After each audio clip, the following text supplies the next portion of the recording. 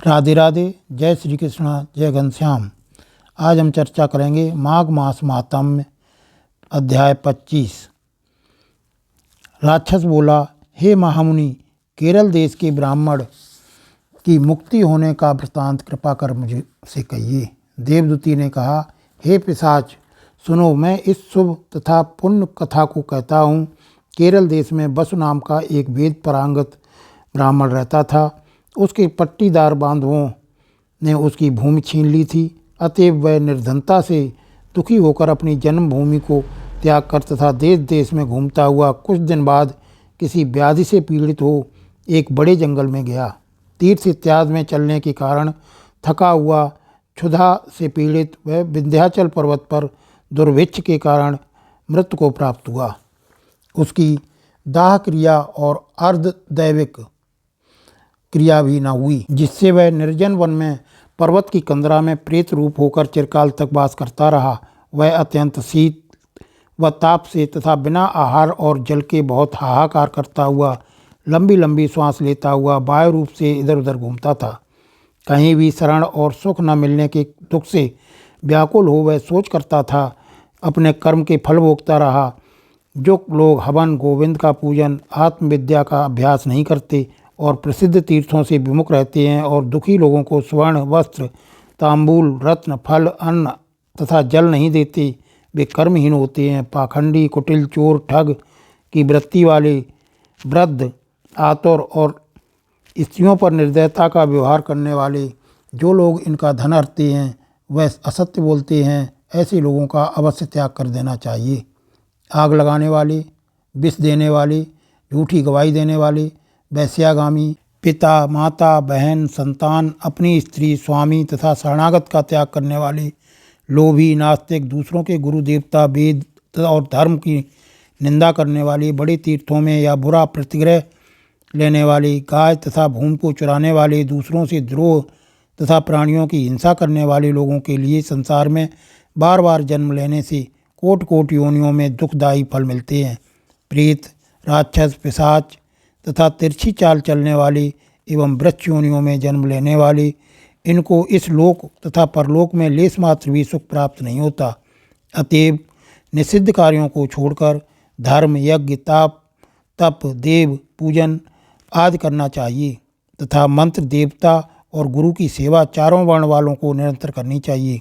इस प्रकार धर्म का उपदेश करके उस ब्राह्मण ने फिर से कहा कि हे पिशाच, उस केरल प्रेत के उस पर्वत पर वास करते हुए बहुत समय व्यतीत होने पर एक बार मार्ग में एक पथिक जो 2 गगरी में त्रिवेणी का जल लिए हुए था, आनंदपूर्वक जनार्दन भगवान के पुनीत श्लोक गाते हुए जा रहा था। उसे देखकर प्रेत ने एकाएक उसका मार्ग रोककर तथा अपना रूप उसको दिखलाकर कहा, तुम मत डरो, हे उत्तम कार्पटिक, मैं तुम्हारी गगरी का पानी पीना चाहता हूँ। यदि तुम मुझे पानी न पिलाओगे तो मेरे प्राण निश्चय ही चले जाएंगे।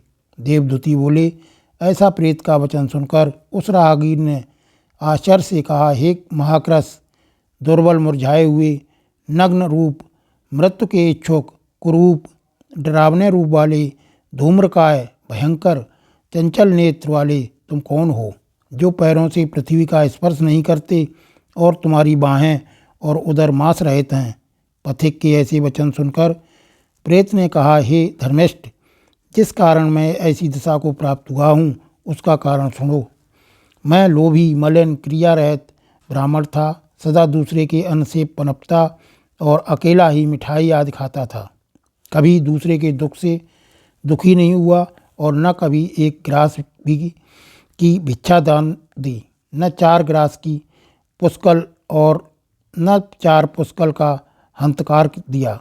मैंने कभी वैश्व देव नहीं किया, न बाहर बलि फेंका, न प्यासों को कभी जल पिलाया, न कभी पितरों का श्राद्ध किया, न तर्पण किया, न कभी जल का बर्तन, पान और औषधि का दान किया, न किसी और अतिथि का सत्कार किया, न कभी अंधे, वृद्ध, अनाथ तथा दीनों को अन्न जल आदि से संतुष्ट किया, न कभी गौग्रास दिया, न कभी किसी रोगी को मुक्त किया, न अग्नि में कोई हवन किया, मेरे समान तिल का दान लेने वाला भी संसार में दूसरा कोई न होगा।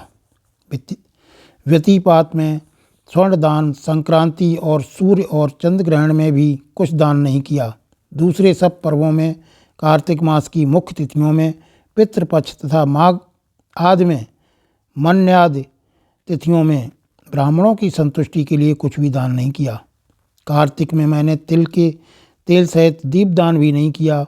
माघ मास में मैंने रूप, सौभाग्य और कामना का देने वाला स्नान भी नहीं किया।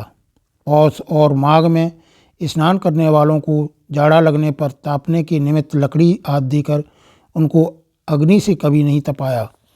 न कभी शीत में ठिठुरते लोगों को वस्त्र आदि दिए, न बैसाख इत्यादि महीनों में किसी को ठंडा पानी पिलाया, न पीपल और बरगद के पेड़ लगाए, न कभी किसी प्राणी को बंधन से छुटाया, न कभी मृत्यु से डरने वाले किसी शरणागत की रक्षा की, न कभी 3 रात तक एकादशी का उपवास करके मधुसूदन भगवान को तृप्त किया।